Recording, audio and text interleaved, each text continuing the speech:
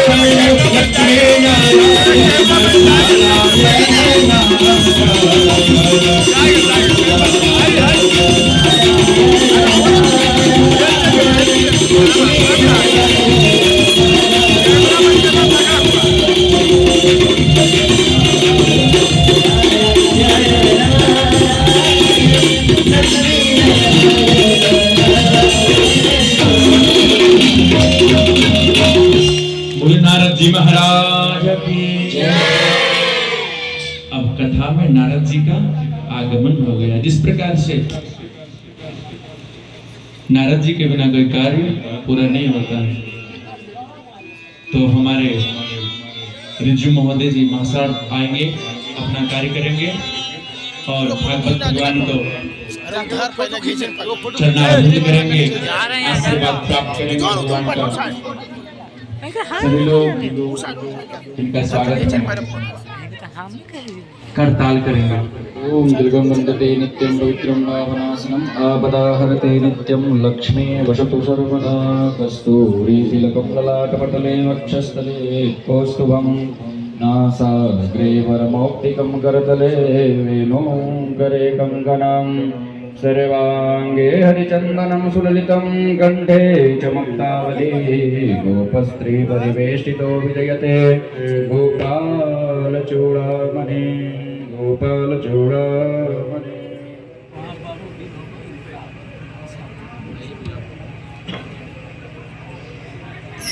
ये पहलवान की सिक्का लगा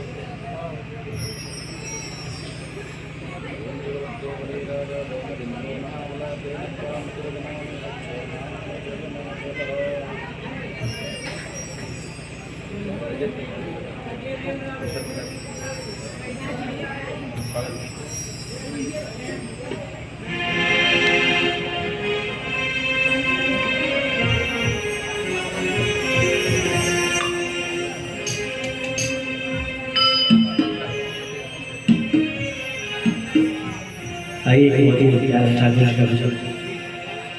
ओ मैंने बांध लिया प्रेम वाला कंगना,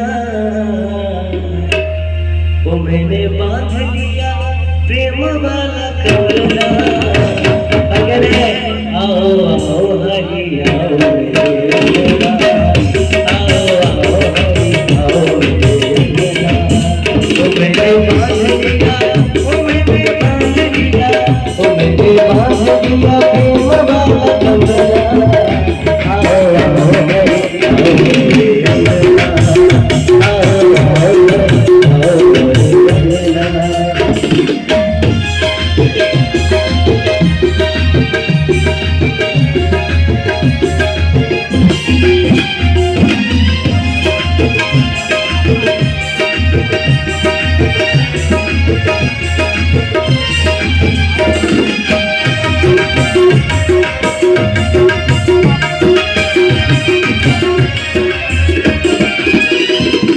अगर मेरा मन पापी पाप करना ही छोड़ दे,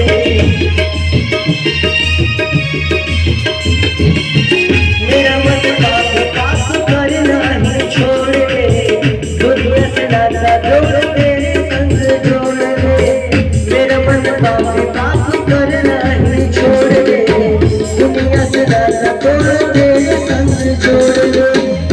यही मांग मेरी, यही मांग मेरी, यही मांग मेरी और कोई मंगला, यही मांग मेरी और कोई मंगला।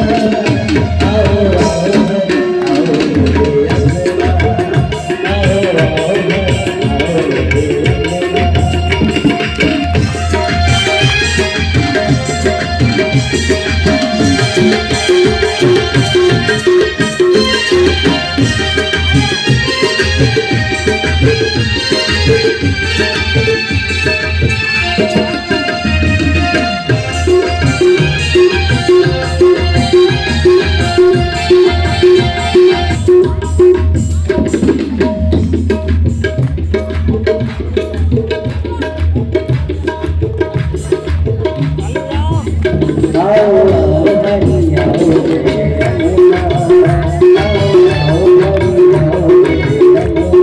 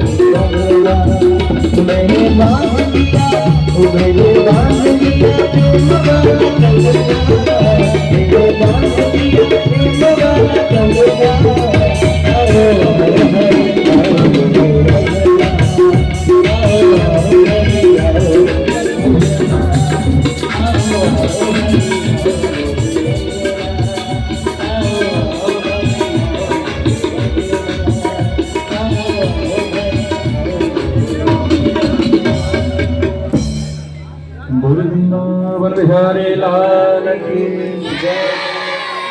बहुत ही सुंदर भजन था। नारद जी जो थे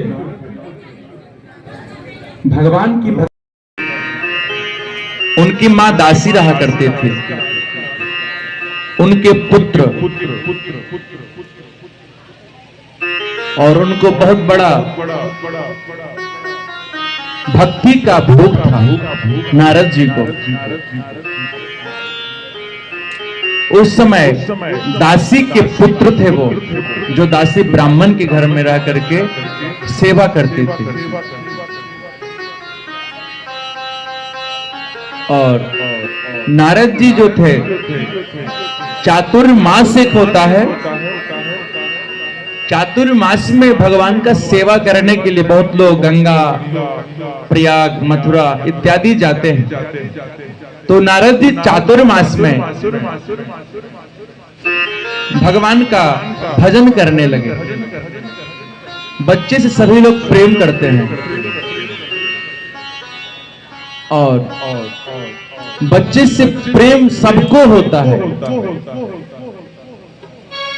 तो नारद जी छोटे बच्चे थे और सभी लोग प्रेम करते थे। नारद जी जब छोटे थे तो उन्हें ज्ञात नहीं था। जो सब जूठन बचता था खाने के बाद जो पत्तल फेंकाता है ना, और जो हांडी में चावल दाल थोड़ा बहुत रहता था वही नारद जी को खाने के लिए मिलता था।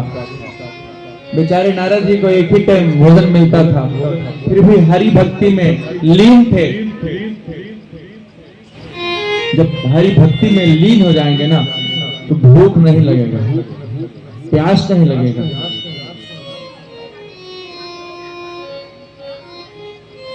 भगवान नारद जी उसी प्रकार भगवान की निरंतर भक्ति करने लगे।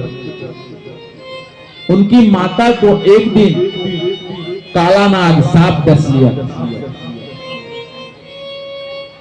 उन्होंने भगवान से कुछ भी नहीं कहा। सोचा चलो यही इसके भाग्य में था जो हुआ। फिर भी भगवान नारद जी की भक्ति में कमी नहीं हुई।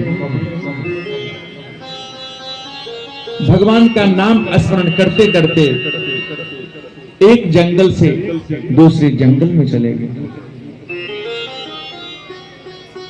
भगवान साक्षात विष्णु का दर्शन प्राप्त हुआ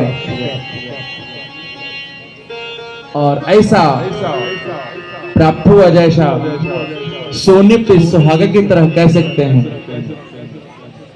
वो बालक जो जूठा खाता था नारद, और भगवान की कृपा से उसे परम धन क्या है, नारायण नाम, कृष्ण नाम स्मरण ही परम धन है। इस जीवन का सार ही है धर्म। धर्म के बिना सृष्टि नहीं चल सकती, दान के बिना सृष्टि नहीं चल सकती।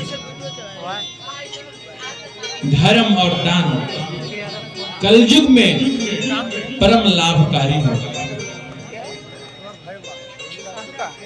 भगवान नारद जी को धन तो लेना नहीं था, भगवान का नाम रूपी धन विष्णु भगवान से मांगा और वो उन्हें प्राप्त हो गया।